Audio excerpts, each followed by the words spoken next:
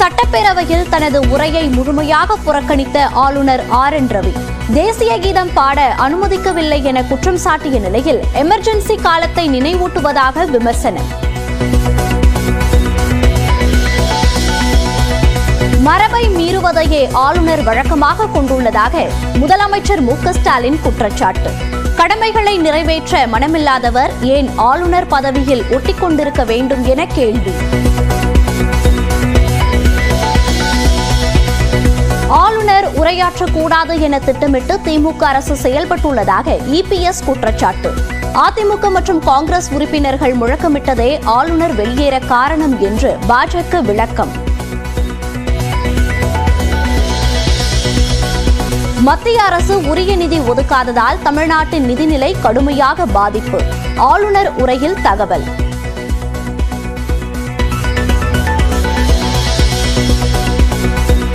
சென்னை மற்றும் சேலத்தில் தலா ஒருவர் HMP வைரஸால் பாதிப்பு.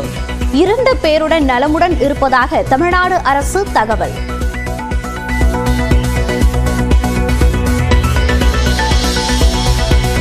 பெங்களூரு மற்றும் குஜராத்தில் 3 பச்சிளங்குழந்தைகள் உட்பட 5 பேருக்கு HMP வைரஸ் தொற்று. ஏற்கனவே உள்ள தொற்றுதான் என்பதால் அச்சப்பட தேவையில்லை என மத்திய அமைச்சர் JP நட்டா உறுதி.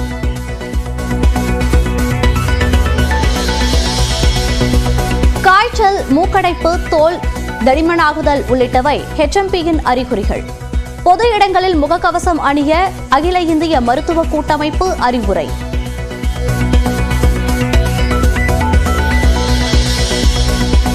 HMP வைரஸ் பாதிப்பால் பொதுமக்கள் பதற்றம் அடைய தேவையில்லை. கொரோனா அளவிற்கு பெருந்தொற்றாக மாறாது என மருத்துவர்கள் நம்பிக்கை.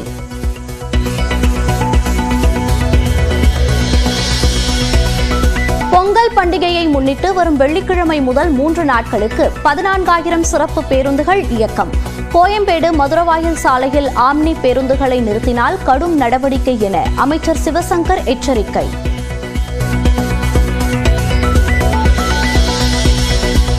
சிங்கார சென்னை பயண அட்டையை அறிமுகப்படுத்திய போக்குவரத்து துறை அமைச்சர் சிவசங்கர். பொது போக்குவரத்திற்கு இனி ஒரே பயண அட்டை போதும். மதுரை மாவட்ட ஜல்லிக்கட்டுகள் பங்கேற்பதற்கான முன்பதிவு அவகாசம் இன்று மாலையுடன் நிறைவு.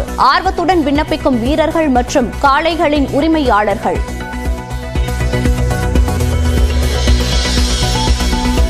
நான் பேசும் பேச்சு சர்ச்சையாகிவிட்டால் நான் பேச என்ன பயன் என சீமான் கேள்வி. சென்னை புத்தக கண்காட்சியில் புதுச்சேரி தமிழ்தாய் பாடி சர்ச்சையானதற்கு மன்னிப்பு கேட்க மாட்டேன் என்றும் சேலத்தில் பேட்டி. நாம் ஏறி மேடையில பேசி இவ்வளவு பிரச்சனை கூட ஆகல, இந்த கண்டனம் கூட வரலைன்னா நான் எதுக்கு 1/2 நாள் செலவழிச்சிட்டு போய் மேடையில் ஏறி பேசணும்? கைத்தடி வச்சிருக்கே தட்டி தட்டி நடக்கிறான். நான் துப்பாக்கி வச்சிருக்கிறேன். 2 குண்டாவது வெடிக்கணும், 2 தோட்டாவது வெடிக்கணும். இல்லைன்னா போய் எதுக்கு நம்ம அந்த நிகழ்ச்சியில கலந்துக்கணும்? இப்படி நடக்கும்னு தெரிஞ்சுதாங்க அந்த நிகழ்ச்சி நடந்திருக்கு. இல்லைன்னா என்னையே எங்களுக்கு வெளியிடணும். சரி, ஏதோ அவங்க ஆசைக்கு கேட்குறாங்க. இதெல்லாம் மன்னிப்பு கேட்குற ஆளா நான்? முன்னாள் அமைச்சர் ராஜேந்திர பாலாஜி மீதான பண மோசடி வழக்கு சிபிஐக்கு மாற்றம். ஆவணங்களை ஒப்படைக்க விருதுநகர் காவலர்களுக்கு உயர்நீதிமன்றம் உத்தரவு. தமிழ்நாட்டில் 6,36,00,000 வாக்காளர்கள். ஆண் வாக்காளர்களை விட பெண் வாக்காளர்கள் 13 லட்சம் அதிகம்.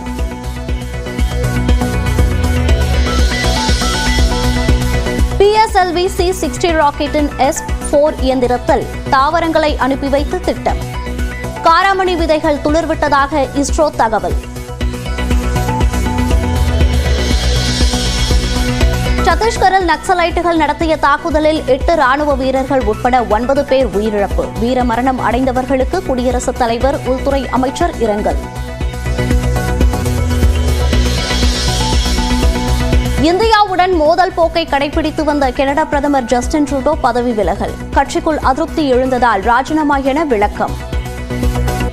தமிழ்நாட்டில் தலைநகர் சென்னை மற்றும் சேலத்தில் 2 பேருக்கு HMP வைரஸ் தொற்று கண்டறியப்பட்டுள்ளது அதிர்ச்சியை ஏற்படுத்தியுள்ளது. சீனாவின் பல்வேறு மாகாணங்களில் HMPV எனப்படும் ஹியூமன் மெட்டா நியூமோ வைரஸ் என்ற தொற்று வேகமாக பரவி வருகிறது. இதனால் மக்கள் விழிப்புடனும் முன்னெச்சரிக்கையுடனும் இருக்க மத்திய மாநில அரசுகள் அறிவுறுத்தி இருந்தன.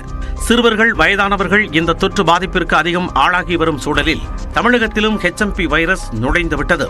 சென்னை மற்றும் சேலத்தில் தலா ஒருவருக்கு பாதிப்பு கண்டறியப்பட்டுள்ளதாக கூறியுள்ள தமிழ்நாடு அரசு இருவரும் நலமுடன் இருப்பதாகவும் அவர்களை தொடர்ந்து கண்காணித்து வருவதாகவும் தெரிவித்துள்ளது.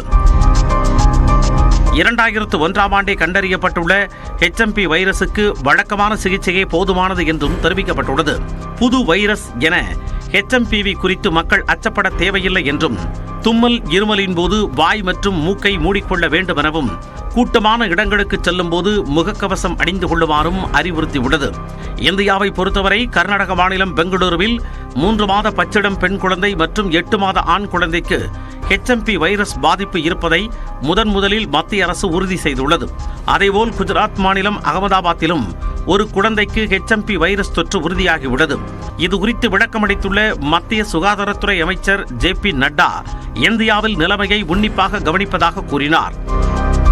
The health systems and surveillance networks of the country remain vigilant, ensuring the country is ready to respond promptly to any emerging health challenges. There is no reason to worry. We are closely monitoring the situation. சீனாவில் பணியாற்றும் தமிழ்நாட்டைச் சேர்ந்த மருத்துவர் Gnaneswaran news 18ற்கு அளித்த பேட்டியில் சீன மக்கள் HMP virus குறித்து எவ்வித அச்சமுமின்றி வழக்கமான பணிகளை மேற்கொண்டு வருவதாக தெரிவித்தார். நீங்க பாத்தீங்கன்னாலே தெரியும், நார்மலா எல்லாரும் உட்காந்து, ஏன்னா ஸ்ப்ரெட்டபிள் டிசீஸ்னா இவ்வளோ ஓப்பன் ஸ்பேஸ்ல நம்ம உட்கார முடியாது. மாஸ்க் அதே மாதிரி போட்டே ஆகணுங்கிற மாதிரி சொன்னாங்க. நான் இங்க அந்த மாதிரி நான் இருக்கிற சிட்டி ஆகட்டும் இல்ல நியர்பை சிட்டிஸ் ஆகட்டும் எங்கேயுமே அவங்க அறிவிக்கவும் இல்லை. வாய்வழி தகவலோ சரி இல்ல செய்திகளாவோ சரி எங்கேயுமே அறிவிக்கவும் இல்லை. எந்த நோட்டீஸும் கவர்மெண்ட் சைடு இருந்து கிடையாது. இந்த மாதிரி ஸ்ப்ரெட் ஆகுது, நீங்க ஜாக்கிரதையா இருங்கன்னு சொல்லி எங்கேயுமே இது கிடையாது. HMP வைரஸ் பாதிப்பு பெரிய அளவில் இருக்காது என்றும், காய்ச்சல், சளியின் போது எடுக்கும் வழக்கமான முன்னெச்சரிக்கையே போதுமானது என்றும் உலக சுகாதார அமைப்பின் முன்னாள் முதன்மை விஞ்ஞானி சௌமியா சுவாமிநாதன் அறிவுறுத்தியுள்ளார். தமிழ்நாட்டிலும் நுழைந்த HMP வைரஸின் அறிகுறிகள் என்ன?